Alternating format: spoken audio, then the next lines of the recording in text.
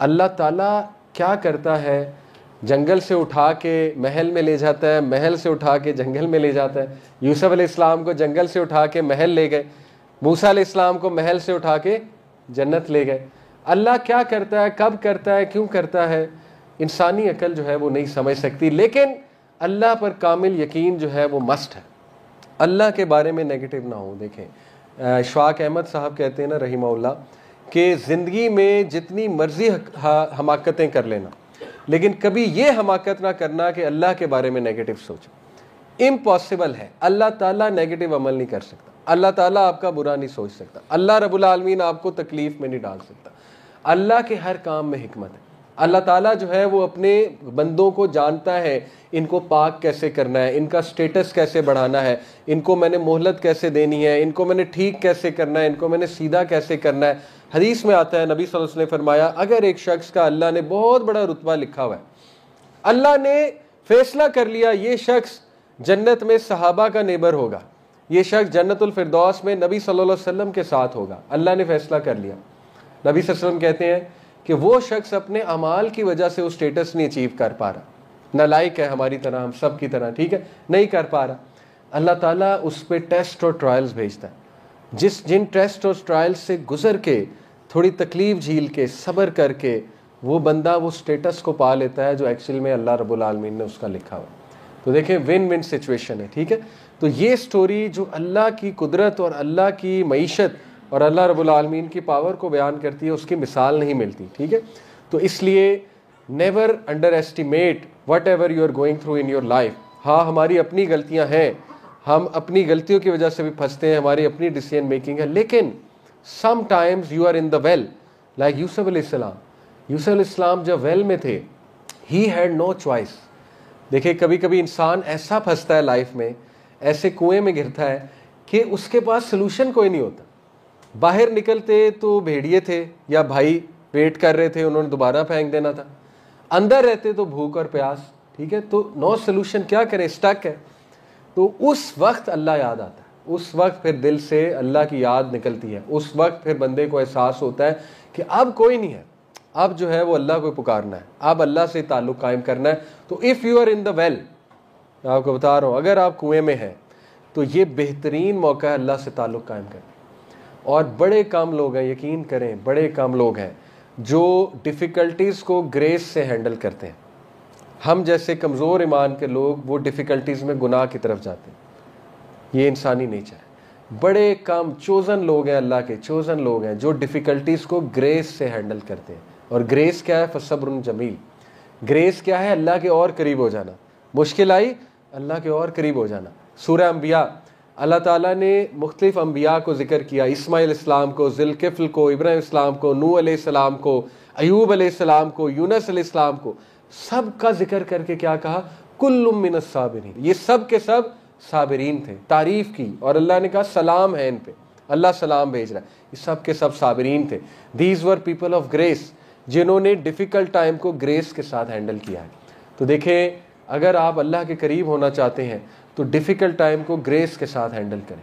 है मुश्किल, लेकिन अल्लाह की मदद से कोई चीज़ मुश्किल नहीं है।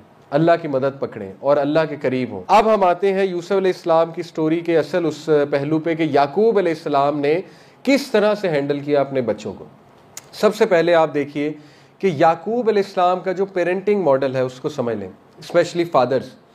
वो LUV मॉडल है, लव मॉडल, जो आज मॉडर्न पेरेंटिंग में सिखाया जाता है। LUV, love. LUV क्या है? L is for listening, U is for understanding and V is for value. यानी वो फादर ज़्यादा अच्छा फादर बनता है और बच्चों की अच्छी तरबियत करता है जिसमें ये तीन क्वालिटीज़ हैं। क्या? लिसनिंग। अब देखें, यूसुफ अलैहिस्सलाम आके ड्रीम सुना रहे हैं। अब देखें, आज लोग कहते हैं बिजी बहुत है। टू बी ऑनेस्ट, पाकिस्तानी उससे ज़्यादा वेली कौम कोई नहीं है। ये मुझे UK जाके एहसास हुआ है। विद ऑल ड्यू रिस्पेक्ट, मैं भी इनमें शामिल हूँ, ठीक है। हम हर वक्त जल्दी में होते हैं, पता नहीं काम क्या होता है। गाड़ी जल्दी में, बाइक जल्दी में, नमाज से जल्दी निकलना है, काम कुछ भी नहीं होता, सीधी सी बात है। तो हम कहते हैं हम बिज़ी बहुत है, बच्चों के लिए टाइम नहीं है। देखें, हम बिज़ी नहीं है, बच्चे हमारी प्रायोरिटी नहीं है।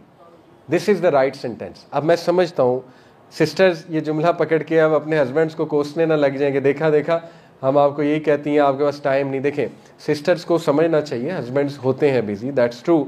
कुछ बेचारे हमारे 3-3 जॉबें करते हैं, फैमिली के लिए करते हैं।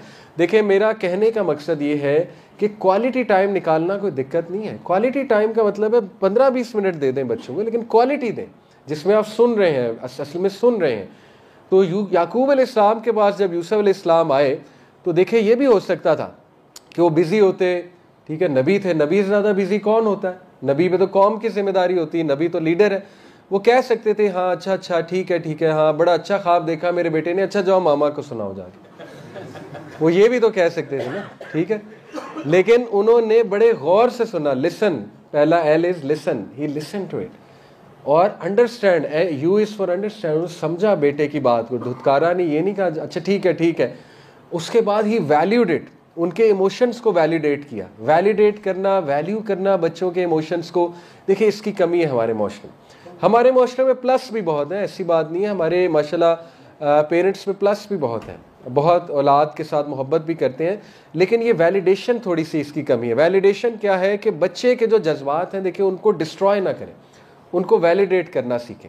अगर आपका बच्चा किसी सिचुएशन में नर्वस है तो नर्वसनेस को वैलिडेट करें कि बेटा इट्स नॉर्मल, मैं भी हुआ था पहली बार स्कूल जाते हुए, ठीक है, इट्स नॉर्मल, होता है। तो जब आप वैलिडेट कर देंगे बच्चे को तो वो गिल्ट में नहीं आएगा। हम असल में अनकॉन्शियसली बच्चे को गिल्ट में लाते हैं। अच्छा तुम डिप्रेस हो, ये क्या तुमने काम लगा लिए, डिप्रेशन जो है वो फेक है, कोई डिप्रेस नहीं होना चाहिए, ये वो, एक चपेट लगेगी ना तो सारी डिप्रेशन बाहर आ जाएगी। तो देखिए आज मैं समझता हूँ ये जुमले नहीं कहने चाहिए। हाँ, मेरी जो जनरेशन थी उस पर चल जाती थी ये काउंसलिंग, ठीक है, चपेड़े वगैरह, लेकिन आज की जनरेशन है ना, उस पर पहले ही बड़ा प्रेशर है। तो मेरे माँ बाप से दरख्वास्त है उस प्रेशर को समझें। सोशल मीडिया का दौर है ना, ये बच्चे बहुत कंपैरिजन में हैं, इनका थोड़ा सा हमें एम्पथाइज करना है। ये बच्चे देखते हैं ग्लोबल दुनिया को, ये देखते हैं ट्रेंड्स को, हैशटैग्स को, ठीक है ना, ये पहले ही बहुत प्रेशर में है। बच्चियाँ भी बच्चे भी फैशन करते देखते हैं दूसरों को, ठीक है ना कहीं से इन्फ्लुएंस तो आएगा, दोस्तों से आ जाएगा, अपने दोस्तों को मिलेंगे स्कूल्स में, उनसे कोई बात सुन लेंगे, फिर लोगों को स्नैपचैट और इंस्टा पे वीडियोस लगाते देखेंगे। There is a lot of pressure. ये वो जनरेशन नहीं है जो मेरी और आपकी थी, जब हमारे पे प्रेशर टू बी ऑनेस्ट नहीं था, घर रहते थे, घर में ही सब कुछ करते थे और बड़े सिंपल खेल होते थे हमारे। तो समझें, जेन जी के चैलेंजेस को समझें, और ये जो LUV मॉडल है, लिसन, अंडरस्टैंड और वैल्यू, और वैलिडेट, वैल्यू एंड वैलिडेट, बच्चों के जज्बात को वैलिडेट करना सीखें, ठीक है। स्पेशली देखें हमारे पास आजकल, मैं पेरेंट्स को तलकीन कर रहा हूँ, हमारे पास बच्चे बच्चियाँ दोनों आते हैं और वो बड़ी आके शिकायत करते हैं, वो कहते हैं कि हमारी, अब जैसे बच्ची है कोई, वो आके कहती है कि मेरी वालदा जो है वो मुझे बड़ा इमोशनल टॉर्चर देती है, इतने सख्त अल्फाज इस्तेमाल करती हैं अपनी माओं के लिए। मैं नहीं कहता कि उनकी बात दुरुस्त है, हो सकता है वो माओं को मिसअंडरस्टैंड ही कर रही हैं और ज़्यादा ऐसे ही होता है, लेकिन कहीं ना कहीं माओं को ये समझना चाहिए कि बच्चों को ज़्यादा गिल्ट में डालना और उन्हें शुरू से ये कहना कि तुम गंदे बच्चे हो, ठीक है ना, ऐसे गंदे बच्चे करते हैं और अल्लाह ताला तुमसे नाराज़ है। देखिए बच्चे जो है ना, उनका माइंड बड़ा कच्चा होता है, वो वीक होते हैं थोड़ा मेंटली, तो उन पे ये जुमले अक्सर बड़े बुरे असर कर जाते हैं, ठीक है। तो LUV मॉडल साबित होता है याकूब अलैहिस्सलाम का कि listen, understand and value your children, ठीक है। उसके बाद कैसे उन्होंने जो है ये कॉन्फ्लिक्ट्स को रिजॉल्व किया। देखिए पहली बात, उन्होंने सबसे पहली चीज़ देखनी चाहिए कि यूसुफ अलैहिस्सलाम के भी माइंड में और अपने बच्चों के साथ डीलिंग में भी एक डोर को ओपन रखा कि यूसुफ भी अपने भाइयों को माफ़ कर दे अगर कभी वो कुछ गड़बड़ करते हैं, और उसके भाइयों के लिए भी एक डोर ओपन रखा कि वो भी अगर कभी तौबा करते हैं तो वापस आ जाएं। कैसे? यूसुफ अलैहिस्सलाम को क्या कहा कि बेटा ये ख्वाब अपने भाइयों को ना सुनाना, ठीक है। क्यों? क्योंकि शैतान जो है वो इंसान का खुला दुश्मन है। ये नहीं कहा तुम्हारे भाई नेगेटिव है, ये नहीं कहा तुम्हारे भाई तुम्हारे दुश्मन है। अक्सर बाप या माँ से गलती हो जाती है सिबलिंग राइवलरी में, वो जब बेटों और बच्चों को कंपेयर करते हैं तो किसी एक के बारे में नेगेटिव जुमला कह जाते हैं। इंसान है, कोई बात नहीं, कभी ऐसा जुमला निकल जाता है अनकॉन्शियसली, लाशऊरी तौर पे।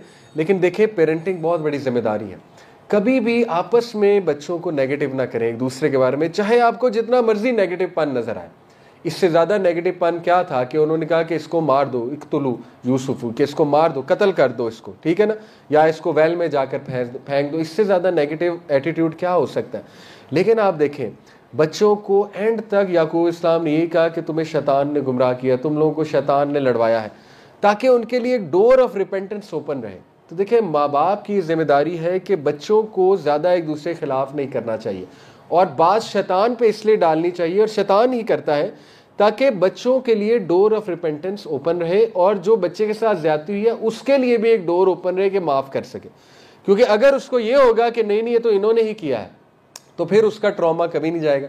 लेकिन अगर वो तरबियत याफ्ता है, उसको पता है कि यार कोई नहीं, मैं भी इंसान हूँ, शैतान मुझ पे भी हावी हो सकता है, इन पे भी हो सकता है, ठीक है ना। इस वाक़े से हमें टॉलरेंस भी बहुत आती है।